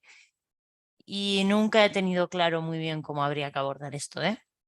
Es una cuestión más que yo suelto encima de la mesa para el debate y para escuchar lo que vosotros, que sois los que más sabéis de esto ahora mismo, pensáis al respecto, porque a mí es un tema que me preocupa y se han visto noticias, ¿no?, de personas que son excluidas de una determinada competición por dar unos niveles específicos de testosterona. En el ejemplo de la noticia que recuerdo ahora mismo era ese el caso. Y dicho esto, si alguien, bueno, no sé si queréis contestarme mientras el resto de participantes se va animando. Hola, no sé si me escucháis. Perfectamente, Beatriz. Ah, vale. Bueno, es que voy a aprovechar a responder ahora que como estoy en la biblioteca, bueno, a responder, a hacer una aportación, que estaba en la biblioteca y he conseguido salir. Entonces, bueno, yo estoy intentando también entender un poco todas las dudas que suscita la nueva ley trans y esta duplicidad bueno, diversidad de conceptos, pero la única conclusión a la que llego es que hay una tremenda inseguridad jurídica y creo también desde un poco la ignorancia que llevar la tutela antidiscriminatoria que históricamente se ha pensado para la mujer, que es un sujeto que tiene, bueno, una definición biológica y que, bueno, creo que o yo por lo menos creo que nuestro sexo no se puede cambiar, nuestros cromosomas son los que son y nuestras células tienen un sexo que se asigna al nacer, lo único que haría es crear, además de inseguridad jurídica, desproteger a la mujer, porque estamos incluyendo dentro de la mujer que hemos entendido tradicionalmente como madre, que tiene un género claramente definido, socialmente, claro está, y pues incluir nuevos sujetos que al final lo que harían es pues eso, es devaluar este concepto de mujer y a lo mejor tirar por tierra avances que el feminismo tanto ha costado hacer. Pero sí que creo que la cláusula abierta debería proteger, por supuesto, a estos sujetos y que se debería estudiar muchísimo más, y es una pena que no se haga, la discriminación a la que se enfrentan, porque creo que la discriminación laboral de las personas trans, bueno, es abrumadora y los datos son no muy modernos, antiguos, y yo creo que se debería poner más a la luz, que es un colectivo pues realmente más que desprotegido, muy vulnerable. Pero bueno, también creo, para terminar, que es una discriminación o no muy reciente, pero por lo menos que se le está dando voz recientemente, y creo que tenemos que esperar a ver, bueno, en qué parámetros se mueve, porque estamos, yo creo que un poco, no sé, como moviéndonos en un terreno nuevo. Yo por lo menos creo que si ni siquiera las personas trans se ponen de acuerdo para definir qué es transexual, qué es transgénero, el derecho, bueno, yo llevo las manos a la cabeza y no sé ni por dónde empezar. Pero bueno, muchísimas gracias por vuestras presentaciones, porque, bueno, las releeré las veces que haga falta, porque algo de luz sí que me han arrojado. Sí, muchas gracias, Bea, por tu intervención. En relación con lo que decía Mirinchu, eso es muy difícil. Lo que nos has planteado, tienes la pregunta, tienes que, bueno, yo por lo menos no te la sabría responder porque no es una cuestión estrictamente de discriminación laboral, es un tema que tiene otras, porque es un tema de competición y de la igualdad en la competición, entonces tiene otras connotaciones. En relación con la cuestión, no es una pregunta, no es una reflexión que nos hacía Bea, lo que decía ella en cuanto a la traslación de la tutela antidiscriminatoria, ahí hay una serie de contenidos que han pasado de unas circunstancias a otras. Es decir, este concepto de la discriminación indirecta, por ejemplo, esto surge en relación con los negros, es decir, que surge en Estados Unidos y de ahí ha pasado a otros ámbitos. Es decir, que sí es común que desde unas circunstancias, causas, como queramos llamarlo, de discriminación, se pase a otras con los mismos instrumentos, que nosotros, que no es que en género se haya inventado todo o en sexo se haya inventado todo, sino que la tutela antidiscriminatoria con esos contenidos, discriminación directa, indirecta, acoso, pues prohibición de acoso, quiero decir, pues lo habitual está siendo que se utilice para todos los ámbitos, para todas las personas que están dentro de esos colectivos que por unas razones históricas de discriminación o por otras razones pues necesitan esa especial protección en materia de igualdad.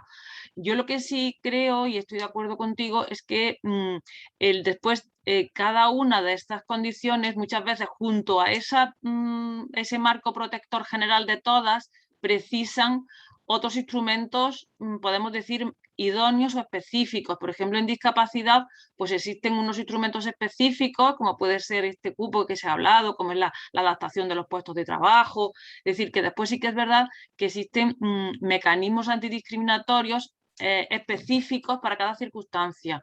Pero yo sí creo que ese marco común que existe en todos los ámbitos de cualquier condición discriminatoria, pues igual puede extenderse a una condición discriminatoria como existe, como está pues probado y constatado que puede ser la que sufren las personas que están integradas en estos colectivos, con lo cual en eso sí que disiento de lo que tú decías, no creo que se produzca ninguna debilitación de nadie porque se extienda un mecanismo, porque igual que pues las personas de color o los negros no se debilitaron porque su tutela antidiscriminatoria se nos extendiera a las mujeres, es decir, yo creo que ese es un mecanismo que siempre ha existido. Lo que sí creo es que tiene que haber fórmulas específicas, porque seguramente la discriminación de una mujer no es la misma que de una mujer trans, es una discriminación distinta. Yo creo que hay diferencias en lo que sufre y yo creo que esos rasgos de la discriminación es lo que nos tienen que hacer a llevar a las medidas para conseguir su erradicación y para conseguir, bueno, pues que todas las personas podamos estar dentro de lo que es posible, pues en una igualdad, ¿no?, de condiciones o de oportunidades, es decir, es muy relativo, pero sí que creo que no nos debilita, que no debilita a nadie. Yo creo que la extensión es lo que siempre se ha hecho y es que ya está creado así, ¿no? No es algo que podamos nosotros ahora parar, desde mi punto de vista. Y Óscar, gracias por la pregunta. Quito el audio. como Ya. quieras, Carmen. Óscar, Yolanda, no sé si queréis añadir algo.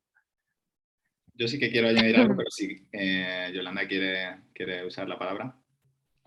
Bueno, es que como quedan pocos minutos voy a tener que ser muy conciso, pero voy a intentar responder a las dos preguntas, a las dos reflexiones, porque me han parecido las dos muy interesantes. Óscar, antes de que sigas, bueno, hay una tercera reflexión que han puesto en el chat y que trasladaré cuando acabemos esto. Estupendo. Entonces todavía voy a intentar ser más No te preocupes, por el tiempo, tranquilo. Bueno, respondiendo a la reflexión de Bea, yo quiero comenzar diciendo que, desde mi punto de vista, el feminismo y la lucha trans tienen muchas más cuestiones comunes que enfrentadas. A pesar de que, por ejemplo, en 2018 creo que fue un argumentario del Partido Socialista, hubo una rivalidad interna dentro de este partido por estas cuestiones, yo creo que es al contrario, que tienen más sinergias que conflictos. Sobre todo, como decía Carmen, en la cuestión de las mujeres trans. Efectivamente son un colectivo específico dentro de mujeres y dentro de personas trans, pero aún así creo que buscar conflictos, buscar rivalidades no favorece ni a un colectivo, ni a otro, ni a otro.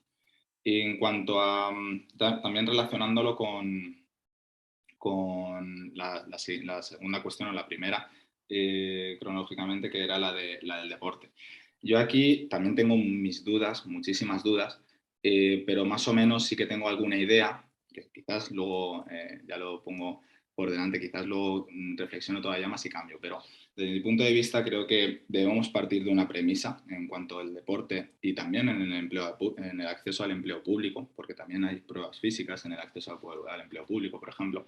Yo creo que debemos partir de una premisa y la premisa es la de la libertad y la de no prejuzgar, es decir, no poner en entredicho que si una persona dice que es trans, que lo sea, porque de la misma manera que no ponemos en entredicho muchas otras cosas. Si luego hay alguien que hace trampas, pues ya estará los mecanismos del fraude de ley y el sistema punitivo para encargarse de eso, pero no podemos partir de que alguien va a usar de forma indebida la legislación, porque entonces no vamos a avanzar nada. Y en segundo lugar, partiendo de esa premisa, quizás en el ámbito deportivo, que es donde más conflictos hay, sobre todo cuando hay dinero en juego, porque a lo mejor en categorías inferiores no lo hay tanto, pero cuando hay dinero en juego, quizás yo creo que una de las soluciones podría ser la de establecer criterios objetivos. De la misma manera que en el boxeo, aunque también se diferencia por sexo, se establece la lucha por los diferentes niveles por el peso que tiene cada competidor o cada competidora, pues se pueden establecer otros parámetros. También se ha hablado de los niveles de hormonación y en algunos casos se ha utilizado, pero en cualquier caso, insisto, partiendo de la premisa de que tenemos que competir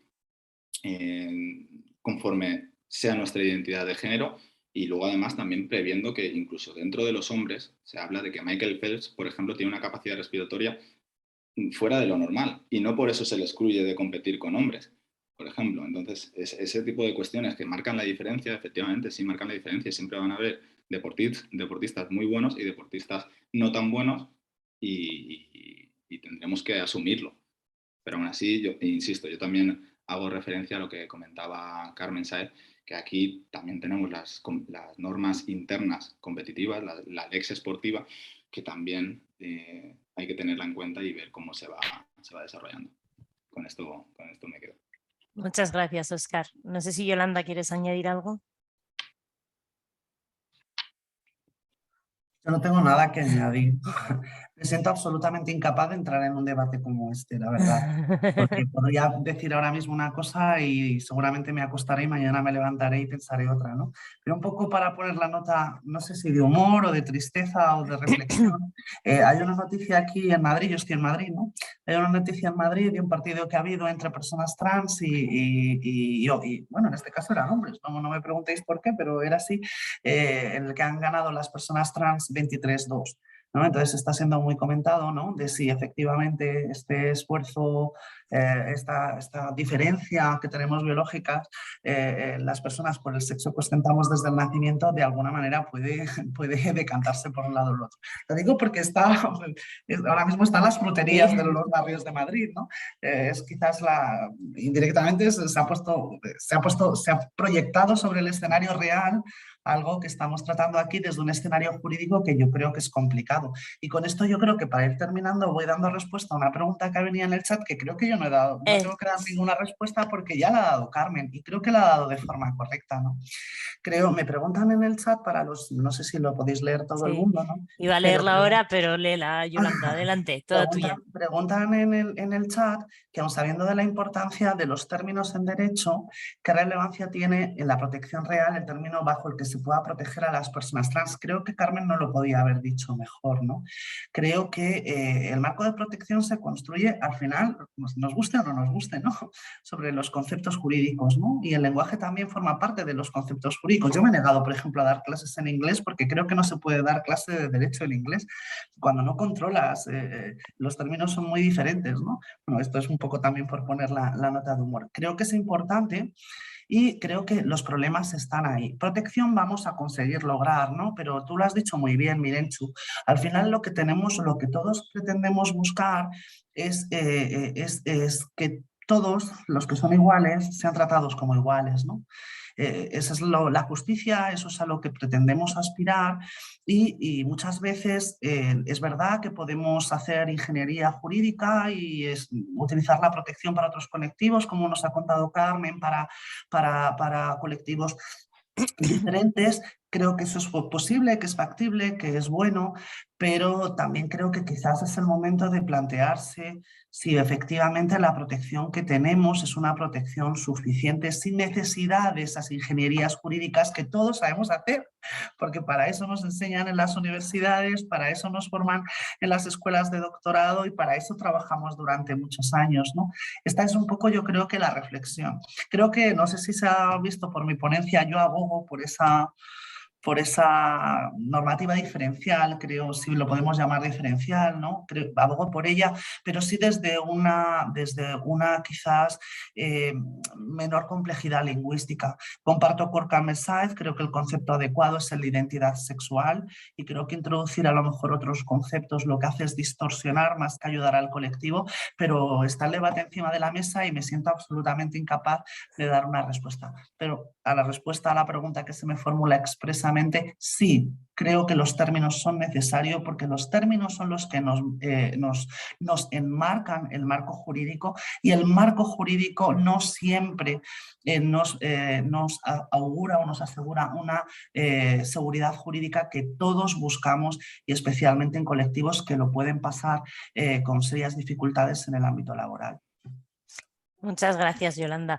Bueno, respecto a mi pregunta, me vais a perdonar la osadía de haber soltado semejante bomba en este foro. Pero es que estoy trabajando en ese tema y entonces esto de las diferencias biológicas en competiciones y más en el caso de las personas trans, pues es que me remueve ahora mismo personalmente porque me encuentro con esa gran duda que, como dice Carmen, no sé responder, pues estoy en ese momento, ¿no?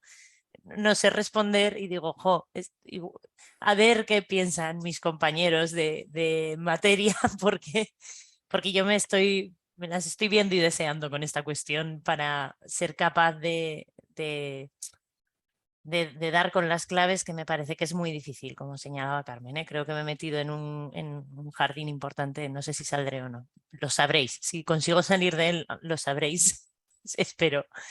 No sé si, bueno, había otra pregunta en el chat para Óscar, en la que te pedían, Óscar, tenemos poquito tiempo, pero pedían que profundizaras en el tema de la reserva de puestos en el empleo público para personas trans, al que hacías referencia al hilo de las personas con discapacidad, porque cree que es un tema que genera mucho rechazo. Que, bueno. Es otro tema súper controvertido. Yo estoy seguro, Mirenchu, de que vas a salir exitosa de ese berenjenal en el que te has metido. Yo también estoy en ello. Pero bueno, al final tenemos que intentar dar respuestas o por lo menos nuestra opinión formada. Y respecto al empleo público, que no había leído la pregunta antes, yo creo que ocurre un poco lo mismo. Desde mi punto de vista, el caso de las personas trans, en comparación con el caso de las personas con discapacidad, debería, de habilitarse esas reservas, debería ser, espero y deseo, con carácter temporal, entendiendo que esa discriminación, esa situación en la que se encuentran las personas trans, poco a poco va a ir mejorando muchísimo. Me refiero al tema de las personas con discapacidad, en el sentido de que personas con discapacidad seguramente vamos a tener siempre. El caso de las personas trans, al ser una discriminación más de tipo social o de origen social, espero que se resuelva antes y, por lo tanto, en el caso de que se habiliten esas reservas de empleo, que por cierto, por ejemplo, la Comunidad de Aragón fue pionera en establecer este tipo de reservas, o yo diría que pionera, al menos por lo que he leído. Bueno, pues insisto que es una cuestión muy controvertida porque también existe la posibilidad de preferencias que quizás no es tan invasora de la libertad de empresa o en el caso del acceso público de la igualdad, mérito y capacidad, pero que si hay algún colectivo que quizás merezca este tipo de protección y siempre, insisto, como decía antes, acotando mucho a qué tipo de personas trans nos estamos refiriendo, porque como decimos, el colectivo es muy heterogéneo, acotando mucho esa cuestión y acotando también las profesiones o los puestos de trabajo donde se realice esa reserva, porque tampoco puede ser, desde mi punto de vista, con carácter general, creo que sí que tendría espacio. Muchas gracias, Óscar. No sé si alguien más, algún asistente quiere participar, quiere hacer alguna pregunta así de manera rápida y breve.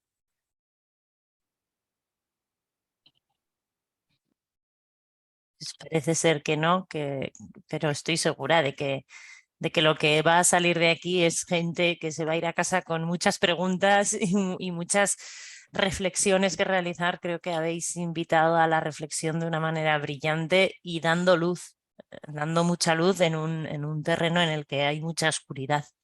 Entonces se agradecen pinceladas de luz en este ámbito que para los que estamos metiendo un poco la cabeza en él, pues oír a otros dar las claves y dar alguna luz es muy enriquecedor y por lo tanto muchísimas gracias. La verdad, han sido 3 ponencias brillantes que agradezco enormemente. Joan, no sé si quieres decir... Gracias a vosotros. No, solamente es que tú lo has dicho, no sé si... sí, tú lo has dicho, la verdad es que Carmen, Yolanda, Óscar, muchísimas gracias. Han sido 3 exposiciones magníficas en un terreno en el que además muchas y muchos vamos todavía muy despistados, y hoy hemos empezado a ver las cosas un poco claras y la verdad es que se agradece muchísimo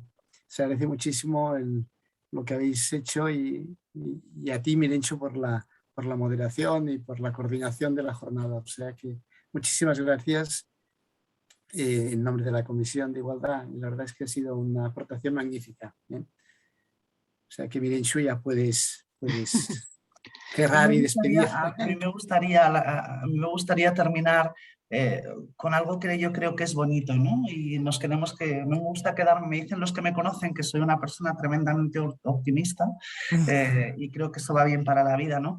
Y quiero quedarme con ese optimismo de una jornada tan bonita como esta, ¿no?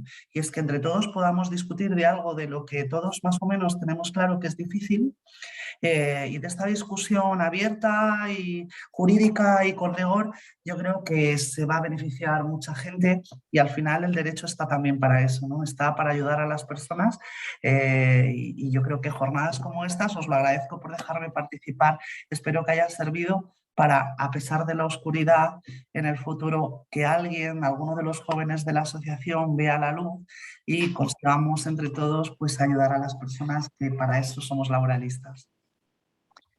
Pues Vale, muchas gracias a muchas todos. gracias a todos. Cerramos aquí Vale. la jornada. Estará colgada a disposición de todos para que la veamos una y otra vez. Yo lo necesitaré hacer. Ya dejas de grabar, ¿no, Mirencho? Ya dejo de grabar a partir de Estupendo. exactamente este momento. Muchas gracias a todos.